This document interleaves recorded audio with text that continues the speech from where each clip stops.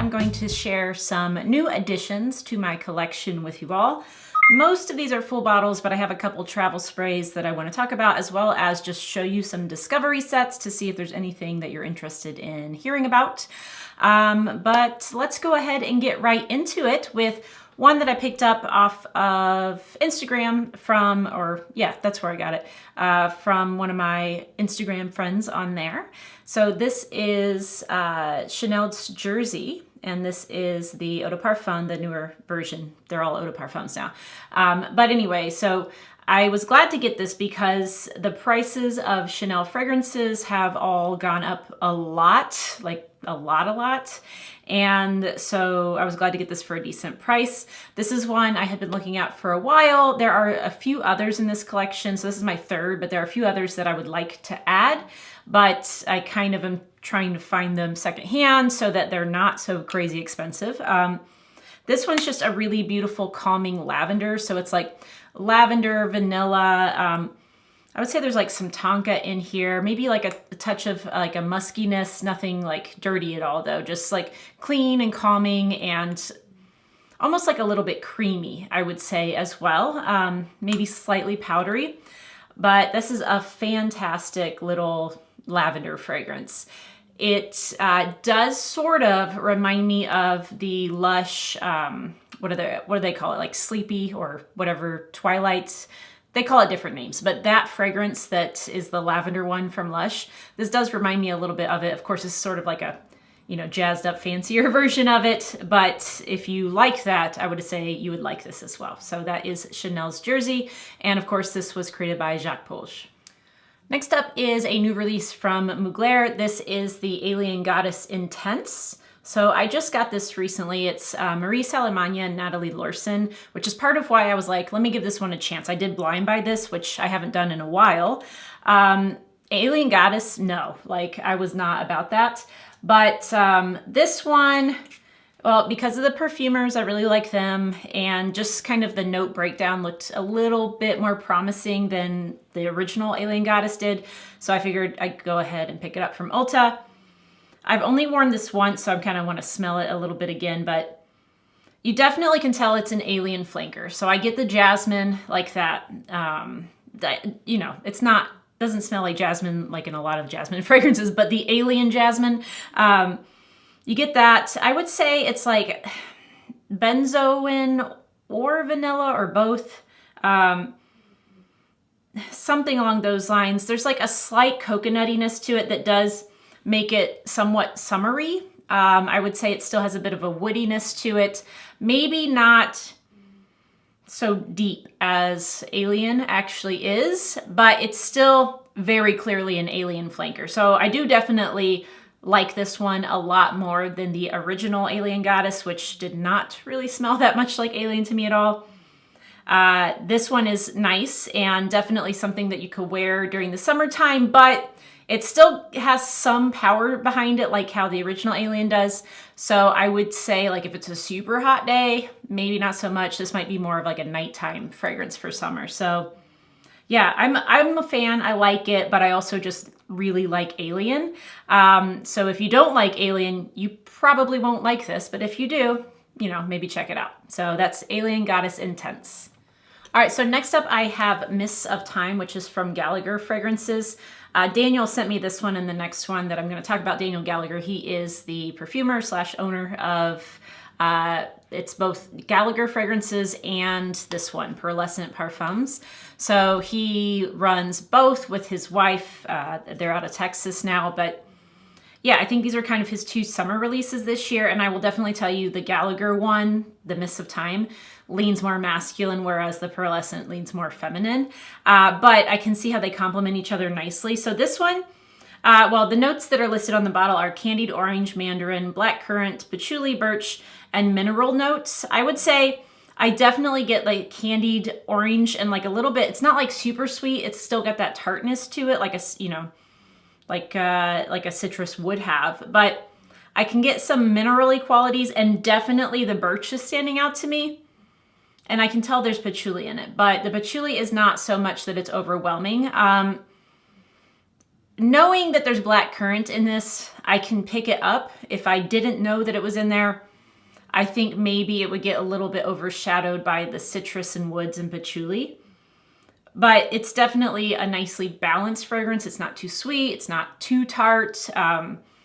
Nothing's really like fully overpowering anything else. You can sort of get a nice combination of those notes together, and they play fairly well together. It's unique. I can't say that I've smelled anything like this before.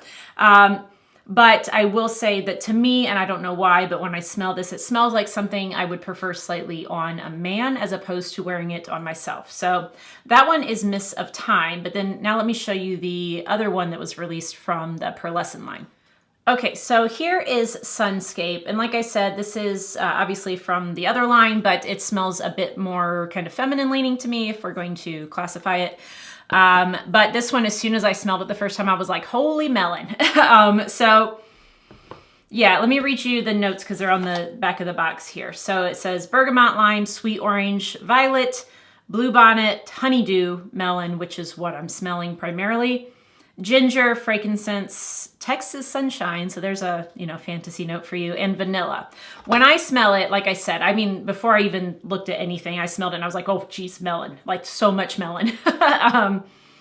But definitely I can get the soul, like, how there's like that sort of accord that they refer to as solar notes that you can pick up in a lot of these sort of summery fragrances that have quote unquote solar notes. You can get that vibe for sure. I can say that there's definitely some like orangey quality to it, or citrusy quality to it at least. And I would say I can pick up the ginger, the incense, maybe just a touch. And same thing with the vanilla, not like a ton. I would say to me, like I said, this is a honeydew melon fragrance. If you want a fragrance that reminds you of that, Sunscape is the fragrance for you. But, I can pick up some of these other notes in smaller quantities, some more than others. But I do enjoy this. It is definitely summer appropriate. It's not overwhelming, but at the same time, it has some power behind it. It has some longevity. I'm not a huge melon scent person. I actually like, when it comes to the fruits, like I love honeydew melon and watermelon and all that. But when it's like the fragrance of melons, or like, like candies that are supposed to be melon flavored, like the synthetic sort of melon flavoring in candies, I don't like any of that for some reason. Like watermelon Jolly Ranchers, hate, right? But I love watermelon. So this is kind of like one of those melon fragrances that definitely smells like it, but for some reason in a fragrance, I just don't love melon, even though I like to eat it. So that is Sunscape. Okay, I also have a few that Zach Nineveh of Maison de Darius sent me. And first I'll just show you Notorieta because I already own this, but in the old packaging, he very kindly sent me a bottle in this new packaging that looks pretty sharp here. These are now 30 mils and I think they're $96 each. But if you've watched like any of my videos where I talk about like some of my favorite vanillas, or when I talked about his line of fragrances, I raved about Notorieta. I bought a bottle a long time ago and I love it. And, I very much appreciate him sending me a backup of it. Ooh, it's so good. Actually, recently, some people that I'm friends with on Facebook, like, got around to sampling this and they were like, oh my God, this is amazing. I'm like, yeah, I know. Like, this is why I bought a bottle, like, right after I smelled the sample the first time I ever smelled it. So when I first bought it, the old packaging, I think it was like 50 mils, but also costs more, right? Because it was, a larger quantity. So yeah, now this is what it looks like. Amazing. Smells exactly the same as my 50 mil bottle that I bought, like a year and a half ago, I'd say. Maybe 2 years ago. It's been a while. Anyway, so this is like this vanilla, ambery, caramel, oud, like a little bit, not a lot. It's not like stanky. It just makes it rich and deep, and it's so powerful. This is the one I mentioned the first time I tried it. I put it on and then did my thing, went to bed, woke up, and I woke up and I was like, oh my God, it still smells amazing after I'd already slept and everything. So great longevity on this, highly recommend. So that's Notorieta. Like I said, that's not really new to my collection, just a new bottle of it. And then these I haven't really got to try too much yet. I did smell them I wore them like once, I think, when I first got these, which was a little while ago now. So I will spray them to kind of revisit. So this one is called, let's see here. I think it's pronounced Yanoya is how you say that. There's the, maybe if it'll focus. There you go. So Eunoia, I think is how you say this one. And so this one, I liked them both, but let me see if I remember which is which. Oh yeah, so this one is kind of like, definitely still has that ambery sort of, maybe even touch of oud in here. And I would say vanilla, but I'm picking up some florals. I think it's like white floral in here. And then sort of like an herb-like quality, but I couldn't tell you specifically what. Maybe like when I say herb, I'm thinking along the lines of like thyme, something like that, right? So that's what I get from this one. It is not overpowering at all. I would say it's not quite as strong, at least on initial smell, as Notorieta, but that doesn't necessarily mean it won't last as long. I just feel like it's not quite as in your face. But this is really nice. It's really well balanced, and I like this combination. Whatever the white floral is in here, I think it's a white floral, it's not putting me off at all. So it's not like in such a quantity that it's giving me a headache or that I just don't like the way it smells. Yeah, this is really good. And I would say probably if you do like the amber oudiness of Notorieta, you'd probably like the Yanoya as well. All right, and then the third one he sent me is Nagul, I think. I don't know how you say it. Sounds right to me. So that's what that one looks like. All the packaging's the same, except for the plate's different there.